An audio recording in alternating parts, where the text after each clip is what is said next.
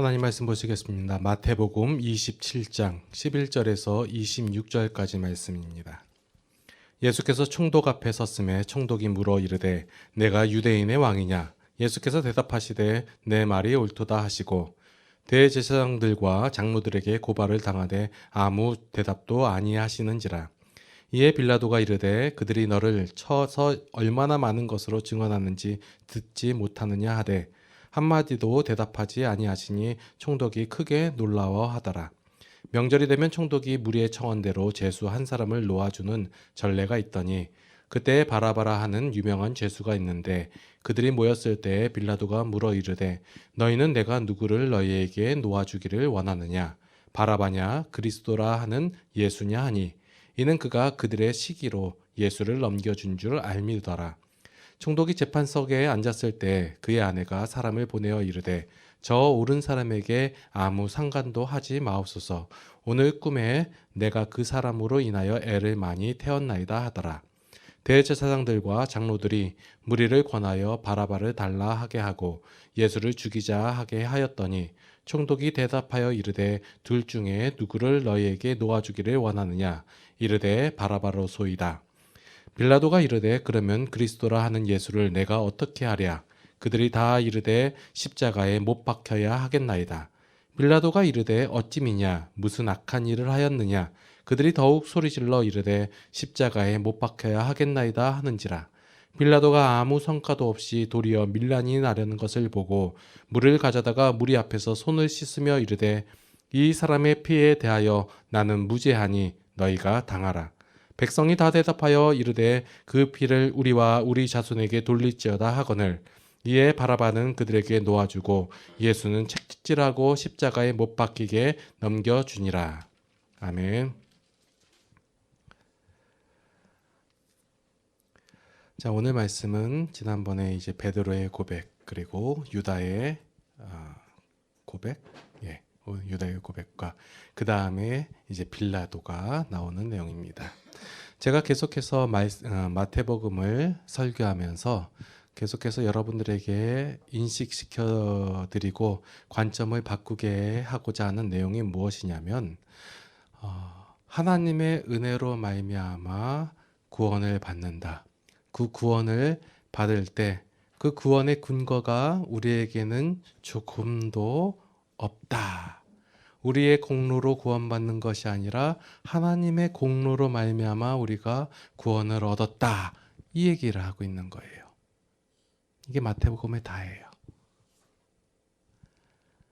그런데 사람들은 우리 가운데 그래도 구원받을 만한 사람들이 있을 것이다. 라고 생각을 한다는 거예요. 우리가 판단하기에 저 사람은 구원받을 만하다.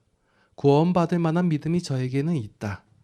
그리고 저 사람은 구원받을 만한 어떠한 것도 없다라고 생각하고 판단합니다. 그래서 우리에게 그 구원의 근거가 조금이라도 있기를 바라는 마음이 우리 가운데 있어요. 또한 구원을 받고 나서 이렇게 행동하고 저렇게 행동하고 했으니 저 사람은 하나님께서 구원받을 만한 했다. 이렇게 얘기를 하고 있는 거예요. 그러나 마태복음에서 말씀하고자 하는 내용은 오로지 하나님의 은혜로만이 우리가 구원을 얻는다는 거예요. 자, 앞서서 말씀드린 이 베드로나 유다. 자, 베드로는 죄인이에요, 의인이에요? 죄인이에요. 죄인이 아무리 내가 작심을 하고 열심을 내고 다짐을 한다고 해도 이룰 수가 없어요. 힘이 없어요. 가룟 유다도 마찬가지예요. 그가 바라는 세상이 도래하길 원했고 예수님이 그 자기가 바라던 메시아이기를 바랬어요. 그러나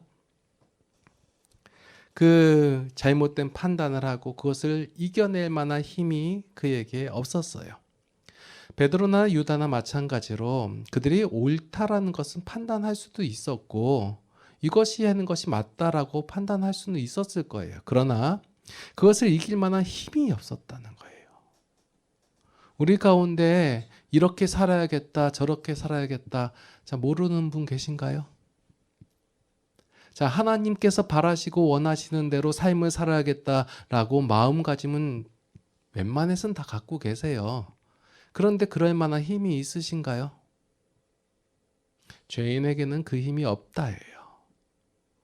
많은 사람들이 나는 할 수 있다, 나는 이렇게 살 수 있다 하고 마음을 먹고 그렇게 살아가기 때문에 나는 그럴 수 있다라고 힘이 있어요. 그러나 그렇게 할 수 없다예요. 마음가짐만으로 안 되고 노력한다고 되는 것이 아니에요. 또한 죄인들은 자신들이 죄인이란 사실을 몰라요. 죄인이라고 얘기하는 게 끼케야 뭐냐면 다 죄의 현상과 결과에 대한 것에 대한 죄를 얘기하고 있어요. 내가 이러한 잘못을 저질렀습니다. 내가 이러한 죄를 범했습니다. 이러한 죄의 결과가 나타났습니다. 요거를 바라보니 제가 죄인이 맞습니다. 라고 얘기하는 것이지, 하나님께서 우리에게 말씀하신 때 너희는 죄인이다 얘기하는 그 죄인의 모습으로서 인정을 하지 않는다는 거예요. 제가 누누이 얘기하지만 죄는 뭐예요? 살인, 도적질 이런 것들 다 죄죠. 그걸 저지른 사람을 죄인이라고 하잖아요. 이게 인간들이 바라보는 관점이에요. 어떠한 죄를 저질렀다, 속으로도 그 마음 먹지 않았느냐, 요까지 얘기한단 말이에요. 그러나 본질상의 죄를 얘기하지 않아요. 본질상 인간이 하나님을 떠난 죄인이에요. 하나님을 인정하지 않는 거예요. 하나님을 고백하지 않는 거예요. 하나님의 본성과 하나님의 본질이, 하나님의 원리가 그 가운데 없어요. 그래서 각각 자기의 소견에 오른 대로 행하는 거예요. 이것이 옳다 하고 행하는 거예요. 난 이러한 옳은 일을 행했으니 나는 죄인이 아니다 라고 얘기하는 거예요. 저 사람은 옳은 일을 안 했으니 저 사람은 죄인입니다 라고 정죄하고 있는 거예요. 하나님을 알지 못한 거, 하나님을 인정하지 못한 거, 이 상태가 죄인이라는 거예요. 그래서 모든 사람이 다 죄인인 거예요. 오늘 본문 가운데서 이제 빌라도 얘기가 나와요. 빌라도는 본인이 판단하는 자리에 있고 그런 권세를 갖고 있다라고 생각을 해요. 그리고 자신은 그래도 옳은 판단을 하고 있다라고 생각을 하고 오늘 내용 속에서 빌라도의 말이 전개가 되고 있어요. 빌라도는 앞에서 말한 베드로하고 유다하고 다른 사람일까요? 같은 사람이에요. 우리가 성경을 읽을 때 그냥 베드로 얘기, 유다 얘기, 그리고 빌라도 얘기 따로따로 있는 게 아니라 같은 내용을 계속해서 반복하고 있는 내용이에요. 베드로는 예수님의 제자였음에도 불구하고 예수님을 부인했어요. 나는 결코 예수님을 부인하지 않을 것입니다 라고 말하였지만 그것을 이겨낼 힘이 없었어요. 유다 또한 마찬가지였어요. 빌라도 또한 마찬가지예요. 빌라도는 자신이 그 위치에 있어서 내가 너를 죽일 수도 있고 살릴 수도 있는 권세를 가진 줄 모르냐, 다른 성경에 보면. 그런데 예수님께서 그 권세도 하나님께서 주신 것이다 라고 얘기하는 거예요. 빌라도는 지금 판단을 해보니까 지금 이 상황을 여러분들이 한번 생각을 해보세요. 빌라도가 예수님에 대해서 몰라요. 그냥 당시에 유대의 총독이에요. 식민지의 지배자였고, 그런 상황에서 당시 그 식민지의 주루들이 모여가지고 이 사람을 죽여야 합니다라고 하고 데리고 왔어요. 그래서 막 참소하고 그 다음에 여러 가지 증언들을 해요. 근데 그 내용들을 보니까 어떤 살인죄를 저지른 것도 아니었고, 하지만 어떤 밀란을 일으킨 것도 아니었고, 단지 이 사람들의 시기로 말미암아 예수님을 데리고 간다는 사실을 안 거예요. 자, 그 총독의 입장에서 봤을 때 이 사람 죽일 죄인이에요?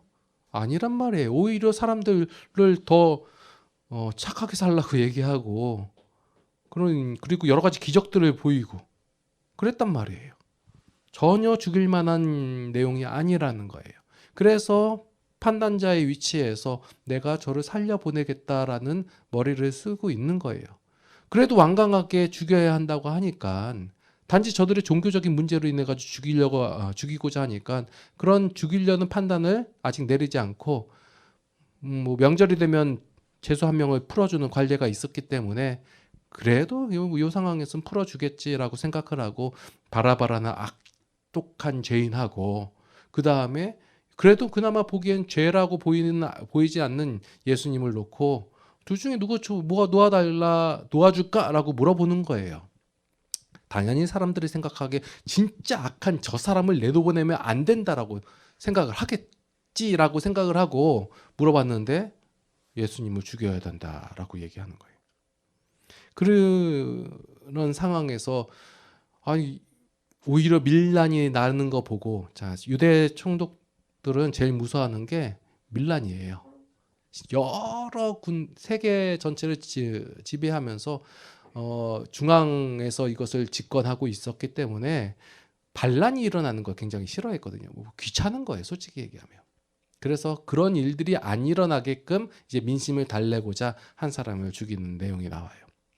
자, 이런 내용 속에서 자, 또 한 사람이 등장을 하죠.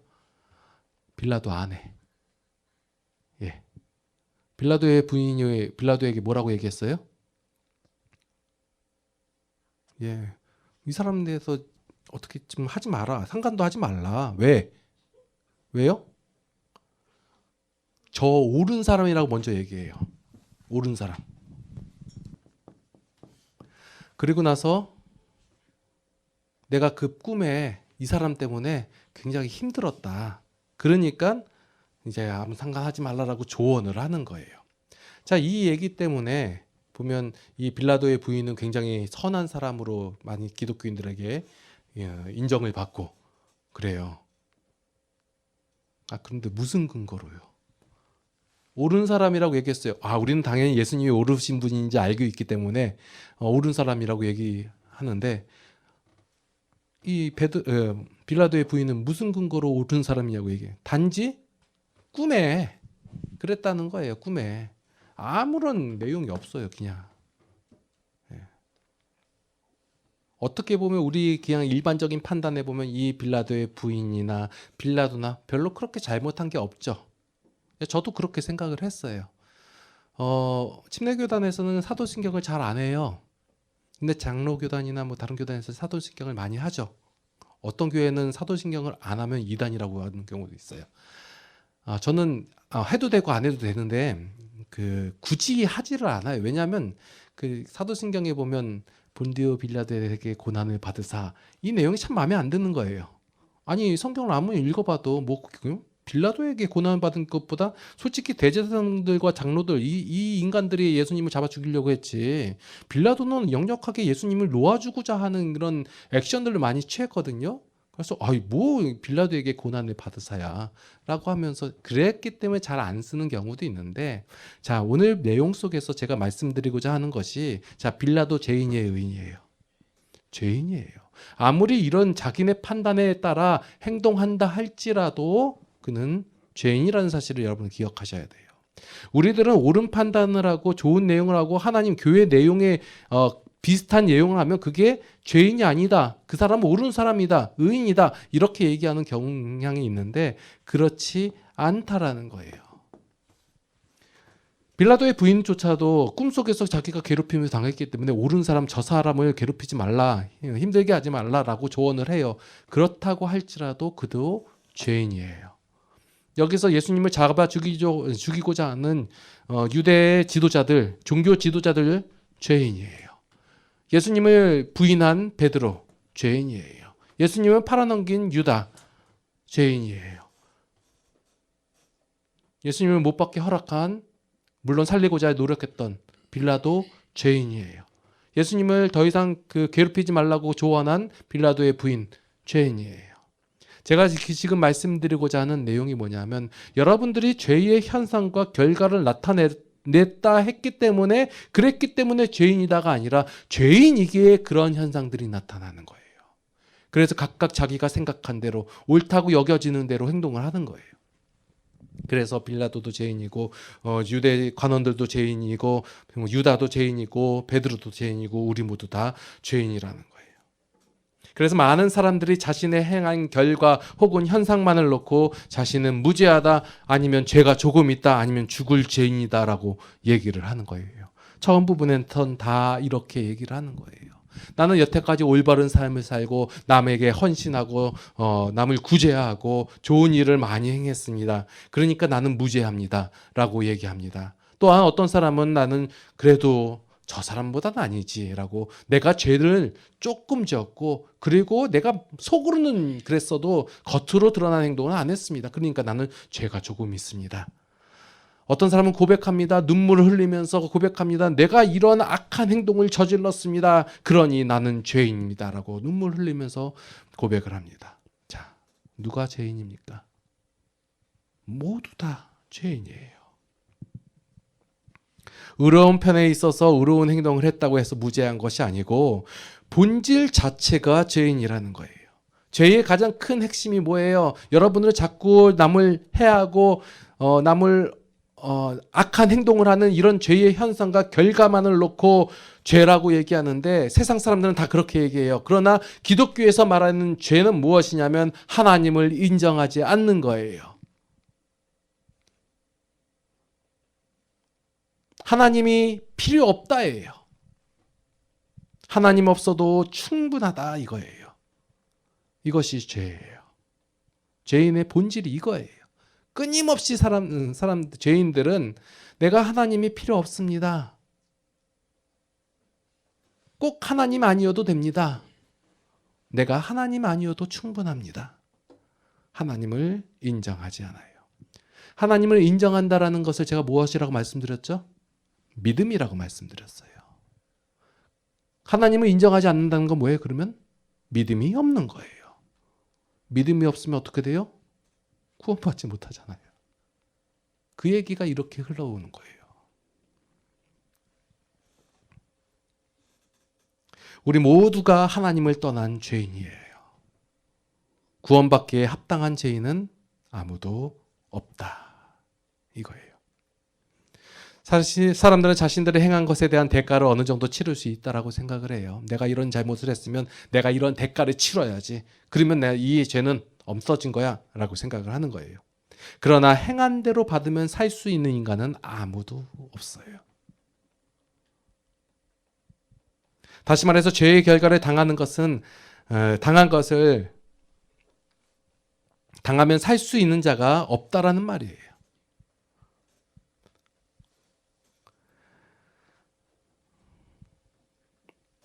내가 행하면 이렇게 행하면 내가 당하라 라고 말하는 게 사람들의 얘기예요. 가룟 유다가 그 잘못을 뉘우쳐가지고 스스로 뉘우쳐가지고 그 종교 지도자들에게 받은 돈을 던져주면서 나는 무죄한 피를 팔았다라고 얘기하니까 무슨 상관이냐? 내가 당하라라고 얘기해요. 또 빌라도는 손을 씻으면서 나는 무죄하니 니들이 당해라 라고 얘기하는 거예요. 종교 지도자들에게. 그랬더니 우리가 다 당하겠습니다. 우리뿐만 아니라 우리 자손들까지 이 죄를 다 당하겠습니다 라고 자신 있게 얘기를 해요. 서로 당하라라고 말하라고 자신들은 충분히 이것을 감당하리라라고 착각을 하고 있는 거예요. 아무도 당해낼 수도 없고 아무도 책임질 수 없고 스스로의 죄 때문에 죽을 수밖에 없는 것이 우리의 인간의 모습이라는 거예요. 나는 저를 위하여 대신하여 죽겠습니다. 대신 죽을 수가 없어요. 본인의 죄로 말미암아 죽는 거예요. 생명이 없음으로 말미암아 죽은 거예요. 그런데 하나님께서는 정반대로 말씀하시는 거예요. 내가 행한 것을 내가 당하겠다.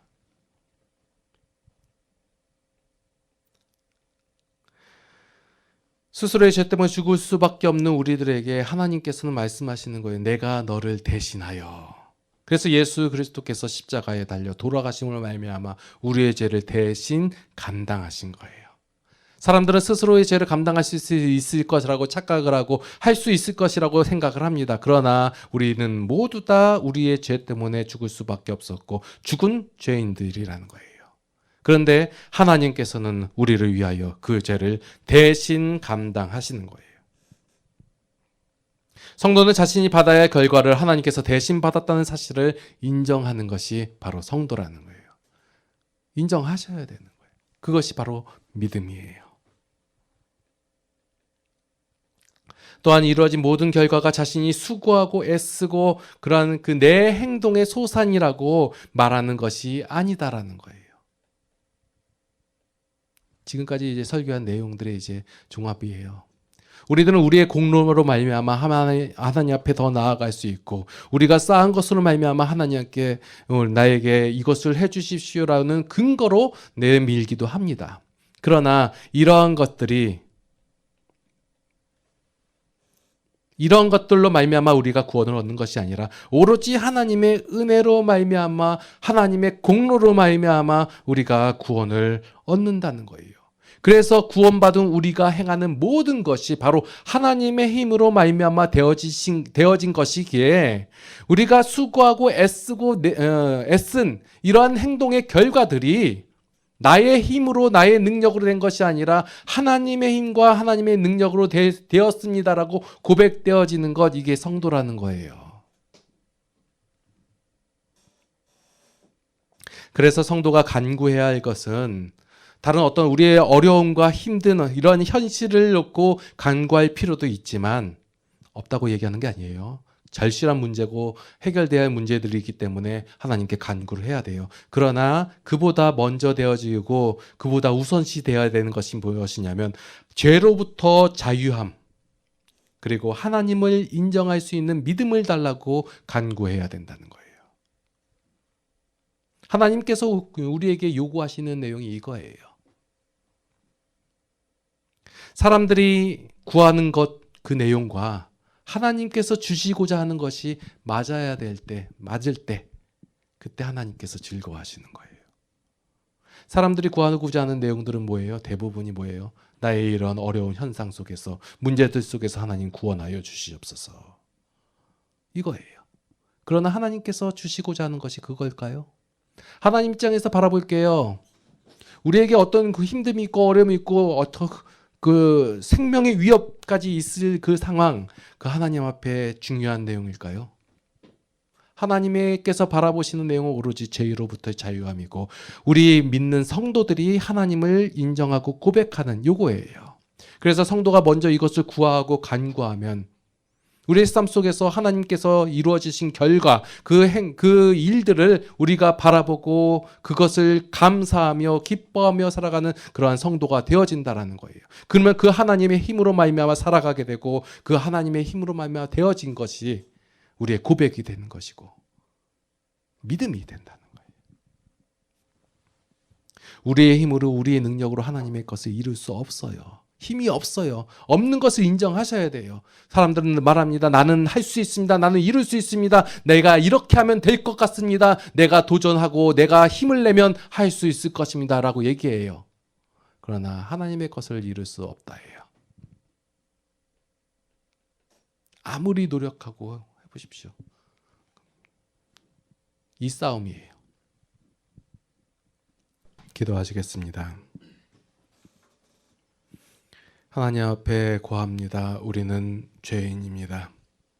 하나님을 알지도 못하였고 하나님을 고백할 수도 없고 하나님을 인정할 수도 없는 죄인입니다. 죄인이기에 생각하는 것도 죄고 판단하는 것도 죄고 행하는 것도 죄입니다.